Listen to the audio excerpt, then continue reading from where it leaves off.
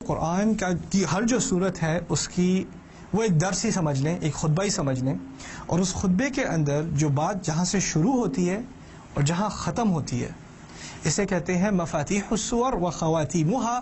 صورت جہاں سے اس کا افتتاح ہے اور جہاں اس کا اختتام ہے ان کا آپس میں بڑا گہرا تعلق ہوتا ہے۔ صورت کے افتتاح سے صورت کا تعلق ہوتا ہے اس کے اختتام سے، دونوں کا آپس میں بہت گہرا تعلق ہوتا ہے، اور یہ خاص نظر آتا ہے پورے قرآن میں۔ آپ دیکھ لیں افتتاح اور اختتام کی بات آپ کو ملی جڑی ملے گی، اور اس کا ایک تعلیمی فلسفہ ہے۔ کوئی اچھا ٹیچر جب کلاس پڑھا رہا ہوتا ہے تو شروع میں پورے درس کا خلاصہ آپ کو دے دیتا ہے، آج ہم یہ پڑھیں گے، یہ بات آئے گی، بورڈ پہ لکھ دیتا ہے، ہوتا ہے کہ نہیں؟ سلیبس آفر کرتے ہیں تو اس چیپٹر میں یہ بات ہوگی، آپ اچھی کتاب پڑھیں گے تو کتاب کے شروع میں کیا ہوگا، اس چیپٹر میں اس چیز پہ بحث ہوگی۔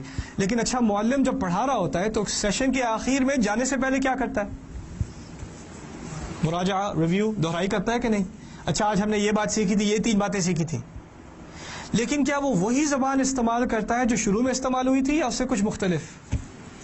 اب تو آپ کو کچھ تجربہ ہو گیا نا، اب تو آپ نے کچھ سیکھ بھی لیا، تو اب آپ سے دہرائی تو کرائی جا رہی ہے، لیکن اس دہرائی میں کچھ فرق بھی آتا ہے، کچھ نئی بات بھی آتی ہے، کیونکہ آپ کے فہم میں، آپ کی عقل میں، آپ کی سمجھ میں، آپ کی سوچ میں کچھ میچورٹی آ چکی ہے، اب آپ تھوڑی اور ترقی کر چکے ہیں۔ اس درس کے دوران ان 40 منٹ میں کچھ فرق تو پڑا ہے، اس فرق کو لحاظ کرتے ہوئے آخر کی بات بالکل پہلی والی بات نہیں ہوگی، اس سے تعلق تو ہوگا لیکن اس سے کچھ مختلف بھی ہوگی۔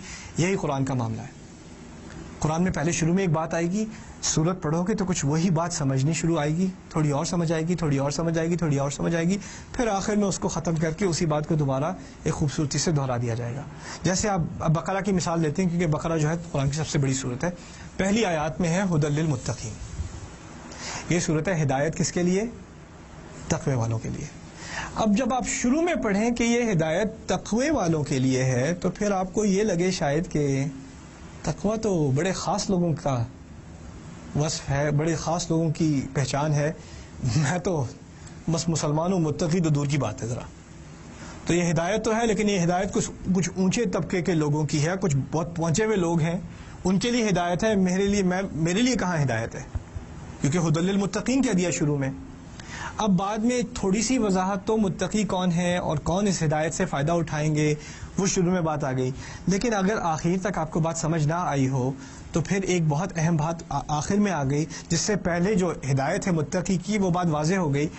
اللہ تعالیٰ فرماتے ہیں آخر میں لا یکلف اللہ نفسا الا وسعها، سورت کے آخر کی بات ہے۔ بات کیا ہے؟ اللہ تعالیٰ کسی پر ایسا بوجھ نہیں ڈالتا جو اس کی استطاعت سے، اس کی قدرت سے اوپر کا ہو، اس کو وہ سنبھال نہ سکے، اس کے بس کی بات نہ ہو، اس کو ایسا بوجھ نہیں دے گا اللہ تعالیٰ۔ یعنی اگر کہا کہ یہ ہدایت ہے تقوی والوں کے لیے، اور آخر میں کہہ دیا کہ میں کبھی کسی کو ایسی ذمہ داری نہیں دیتا جو اس کے بس سے باہر ہو، تو تقوی تمہارے بس کی بات ہی ہے، تقوی کی صلاحیت تم میں ہے، اسی لیے تمہیں ہدایت دی جا رہی ہے۔ اگر تم اس کے قابل نہ ہوتے تو تمہیں ہدایت نہ دی جاتی۔ اگر تم اس کے قابل نہ ہوتے کہ صبح اٹھ کے نماز پڑھ لو، وقت پہ 5 نمازیں پڑھ لو، تو تمہیں نمازوں کا حکم نہ دیا جاتا۔ اگر تم اس کے قابل نہ ہوتے کہ حلال کما سکو تو تمہیں حلال حرام کی تمیز نہ سکھائی جاتی۔